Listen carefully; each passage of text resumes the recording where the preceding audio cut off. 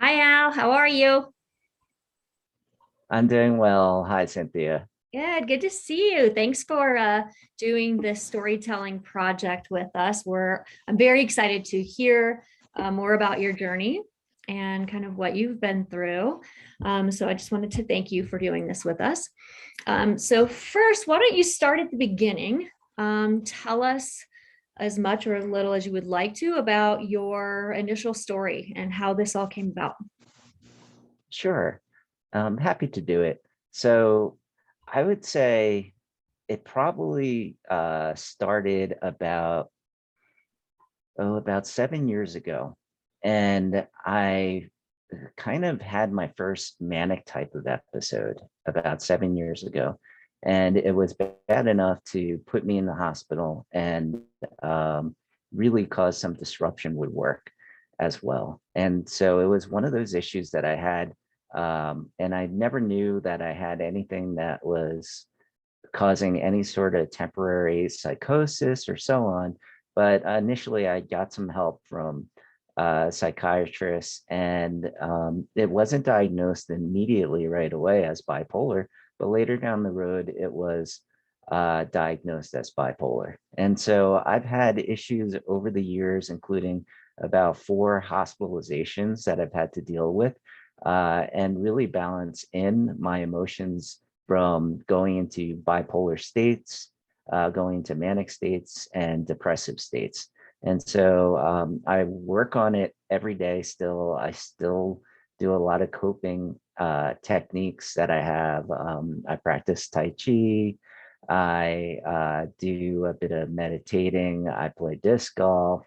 And all these bits to kind of help me along the way. And one of the biggest things that has kind of helped me along the way was really coming to the realization that I had bipolar and I had issues. And so um, by coming to that really acceptance of it, I was able to get help and listen to my doctors and take the appropriate medications and work with great people like you, Cynthia, as well to Thank kind you. of help me get through that Yeah. process and go through it in my life as well. So it is kind of an everyday thing where I kind of balance out and make sure that I have kind of my emotions in check. But I have great help, and I know that I've had great experiences with all the professionals in my life, and they've guided me kind of along the right way. And those friendships that I've made along the way too have kind of helped me through some of my experiences that I have. Like disc golfing has been one of the most incredible hobbies where I have a good group of friends that I have tremendous socialization with, and that keeps me in check as well. How long was it before you feel like you got the correct diagnosis?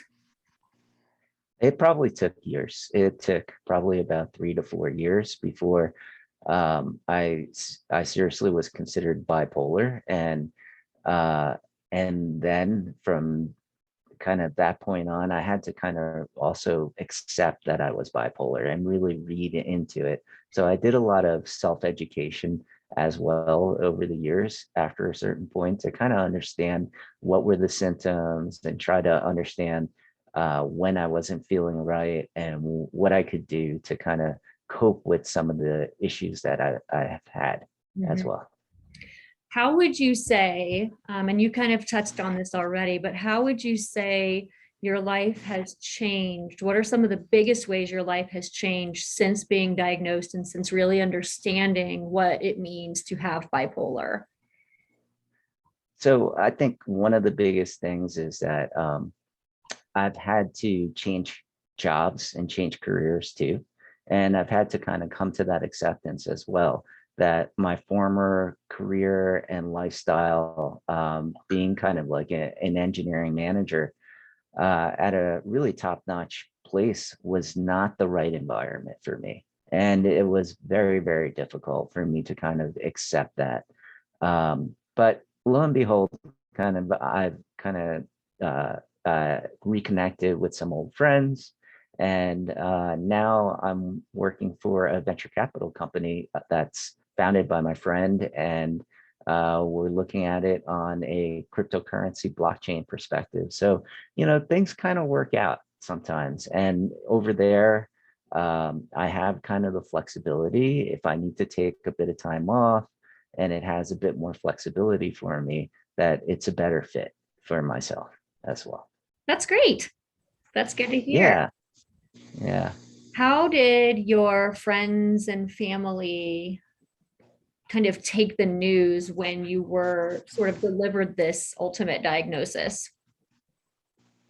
I would say it differed all around. Uh, an- uh, my like just as a little bit of background, like if I look at it in my life, my mother probably is undiagnosed bipolar as well. She had gone through a lot of issues during my phase of growing up and later on in life that most likely kind of were undiagnosed bipolar. And so kind of a bit of that understanding within my family worked, I think, well, and had that kind of understanding within my own family where they kind of could appreciate it and understand the issues and just see it. And so the other thing too is I don't live that close to my parents. They're in another state, but they have come to visit me anytime I had issues, anytime I needed that additional help. I got the additional help uh, from family. So it was great to have that in there. But it's also that balance. I feel like, unfortunately, sometimes like, why am I causing and being such a burden on the other family members and so on as well. And I think at the end of the day, you just have to come to that realization and acceptance that this is something that I have. And I unfortunately, like, everyone will have to work around it, and you will too. You'll have to do things to kind of make sure that you are well managed and have that perspective within your life. So for me, it's kind of one of those things. It's important for me to have that balance in life. I think it's too easy in life to kind of get pulled one direction or another, especially family obligations, work obligations, and so on. And there's plenty of studies to say how bad stress is. And so with someone like with bipolar, stress and obligations really becomes a tremendous challenge at times. So from what I've seen and so on, the best thing is just kind of a balance and finding the right groove and having that balance with whatever you can do in life and make sure that you've got it, because getting out of balance and out of sync is really one of my first trigger points where I have to make sure that I don't run into issues. And a important perspective to see to really that I monitor is sleep. If I'm not getting enough sleep, I know that that's a big trigger for me, and to make sure that I get enough sleep. And so usually sleep comes with balance as well. And so you can do both, and you should do both. Follow your medical professionals, advisors advice, your doctors, your therapists advice, and so on. But the best person who's going to be able to manage those symptoms for you is really yourself at the end of the day. Mhm. And watching all of those key components and those key points really kind of has helped me.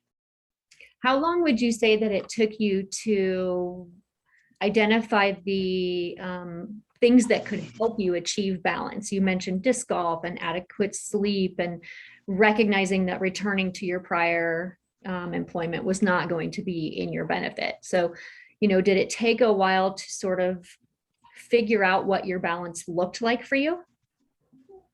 Yeah, I mean, it's still a journey. Every day is still a journey on itself.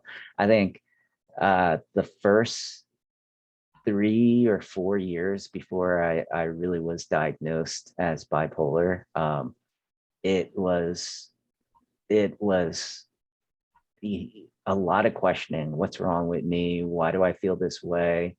going into kind of depressive episodes here and there too. It was just difficult to figure out why, why was I feeling this way? Mhm. And so that journey kind of took a bit of time and a true understanding of, maybe I should practice some things such as like Tai Chi or so on that would give me a little bit more balance. As I kind of read more into uh, bipolarism, and then I've listened to some of my doctor's advice, then I found all these other activities that were more calming and could help balance stress and balance nerves. And for me, I found it really disc golf right when the pandemic uh, started in a couple of months. I was, it, it for sure, the pandemic in the beginning, the lockdown really affected my mood. But I had a great friend who said, okay, let's go play some disc golf. It was socially distant, so we could go do it. And I kind of fell in love with it. And it gave me the time outside where I could enjoy it. Um, and I started playing like nearly every day. And it was one of those great things that got me outside, got me to do some exercise. And it was very easy too. It's kind of like a walk in the park, but it also allows you to kind of take the time and just de-stress and just throw some frisbee discs around at baskets outside. So just really one of those relaxing things that would help distress me as well. Do you find that now were you diagnosed with bipolar 1, bipolar 2? Bipolar one. 1. Okay. And have you found that um, structure and routine are better for you, like knowing what you're going to do most days versus kind of taking it as your day comes? Is it a more common thing that someone would really thrive under structure and routine versus what do I need today? I've got to figure out what my balance looks like today. Do you see what I'm asking? Maybe. Yeah. Yeah, I do. And I would say that, structure is good for everyone at the end of the day. But with bipolar, for me, sometimes that flexibility is needed because if you just don't feel right, then you have to kind of change it up as well. But structure is important so that, like I don't fall into kind of depressive episodes, that I have, a purpose to follow, and that I'm getting to bed at a similar time, and all of those components. I think structure is really important. But yeah, sometimes if it's not feeling right itself, sometimes you just need to take an off day and, Yeah. have, a sick day or something like that, and be able to kind of cope with it, and maybe, spend some more time outside or Mhm. spend some more time doing something else that can kind of bring you back into sync and balance. Mhm. But yeah, it's always a challenge. It's never easy to kind of balance all of these Yeah. components together. And in all the research that you've done about bipolar, have you found that there are common themes as far as what might help people? You like to be outside playing disc golf and socializing. And so it's that outdoors and the nature and then Tai Chi. Are there things in the literature that you have found that say, okay, people could really benefit from being outdoors? Nature we know scientifically is very good for mood regulation. Are there other things like adequate hydration, nutrition, obviously, but do they recommend certain things that everyone should at least consider trying? Yeah, for sure. I think the biggest one was reduction of stress. I know for sure finding ways to kind of reduce stress and lead the balanced lifestyle Mhm. is what I found in there. So it could mean many different things for many different people. It's often cited yoga and meditation is really good too. So Mhm. if people have the ability to do yoga, that helps a tremendous amount too with that. Yeah, for me, being outdoors has been just tremendous. So I think it's just a great way to kind of relieve that stress and remove that stress out of it. But also, I mean, the other thing too is finding the stressors in your life. So essentially, if work is not going to be the right environment for you at the end of the day, um, you you have to kind of begin that journey to see what else is there that I can do that might be a better fit for me. And sometimes it requires a bit of courage and kind of reaching out. But I understand people have to, essentially earn a living. So it's not always easy if you've been doing something for 15, 20 years, and that's the line of work that you do, switching into another career that might be more suitable for what you might have, or type of issues that you have. It's not easy. It's one of those continuous journeys that you're going to take. And for me, it continues to be, what is that right balance? What is that right thing in my life that balances out my work, what I need to do to provide for my family, but at the same time, what needs to be balanced for my mental health as well. Mhm. So I don't have, like all the answers in the world, but that's the biggest thing that I keep going back to, is that I try to find that balance. Mhm. The last thing I want to do is to go back to a mental health hospital where I have to be restrained for a bit of time. That is like extremely disruptive to me. It's also one of those events too, that what I've read and what I've researched, the more that I have manic type of situations, the easier it is to go back into a manic state as well. Mhm. So reducing those type of manic type of situations is kind of important to me, and Mhm. making sure that I avoid going into those as much as possible. Do you have like a motto or any kind of mantra that you live by when things kind of get rough? Um, yeah, I mean, I go back to balance. My kids are my world to me as well. Family is extremely important. So I know that no matter how bad it gets out there, like, people want you part of their life. People want you to be around. My folks and so on, they want to be around me. They want to have me around. So, when it gets tough, sometimes you just have to realize, like, my friends are there, my family's there, and what you're feeling is uh,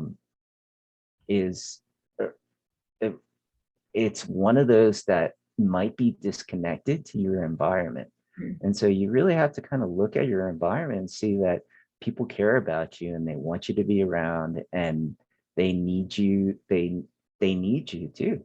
It's like, it's one of those pieces that, yeah, it's like, okay, I'm needed. So I have to be around to kind of help them, and be there for them, and just to be loved one way or the other. Like, they need the love, I need the love as well. And one of the things that helped me too, the book is called Why Am I Still Depressed?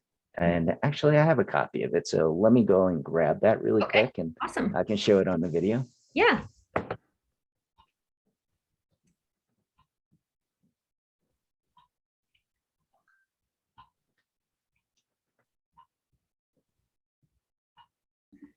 Yes. So Let's I see. don't know if you can see this. Why am I Okay, still it's depressed? depressed. So Mhm. yeah, the book is Why Am I Still Depressed? Mhm. And it's by Dr. Phelps, Phelps.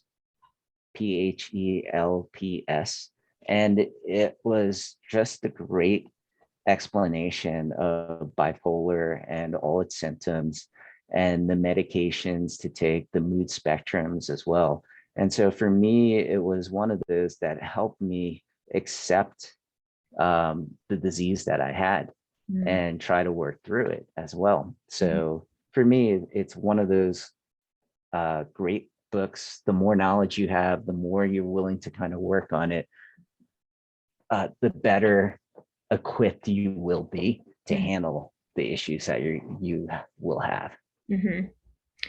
So my last question for people who are maybe just starting out, kind of wondering, self-diagnosing, or they've attempted to speak to a medical provider and they're not sure if they received the correct diagnosis or they have received a new diagnosis and they're just starting out on this kind of journey. In addition to the book, what advice would you give to someone who is just beginning? Yeah, for sure. The book, I think reading the book is going to answer a lot of questions one way or the other. If you're bipolar or not, I think it will give you kind of a better, clearer understanding of what the symptoms are and an understanding of it. Um, I, I, I would say, medical professionals, if folks who are looking at this, hopefully will be able to come to you, Cynthia, and any their doctors or psychiatrists too, who can understand some of these uh, details in depth as well. And then, the other thing too, and everybody can be better at it, is just reducing the amount of stress and coping with the stress in their life Yeah. as well. And I think that balance and coping with the stress in their life, I think goes a long way, and getting good sleep as well. Mhm. Like, I think if you can get good sleep and you can kind of reduce the amount of stress, it will help remove a lot of issues that potentially can come up. Mhm. Wonderful. Well, thank you so much. It was awesome talking to you and seeing you again. It's been a while since I've seen you, and I really appreciate you being here with me today virtually. It's wonderful. Yeah, yeah, Same here. I yeah. did appreciate the time, Cynthia, and I'm happy to have shared my journey. And it's one of those things I want to give people encouragement that yes, you can work through it. It is a lot of work. Mhm. You just have to kind of be able to battle through issues, but there are plenty of people out there who want to be there for you and help you. And slowly but surely, it's a journey for me and a process for me as well. And it's still, a journey every day, but there's so much hope. Like, at the end of the day, like, I think having the optimism and the hope is really key, because things will get better and they do kind of balance out over time as well. Mhm. And I like that it seems like balance is the overarching theme, to being able to just be happy and, live your best life. So I'm very happy that you have found that. And yes, it's a journey every single day. But I'm glad that you have found your balance and some peace. Thank you. I Yeah. appreciate it, Cynthia. Yeah, of course. All right. Thank you, Al. It was good seeing you. Good to see you as well.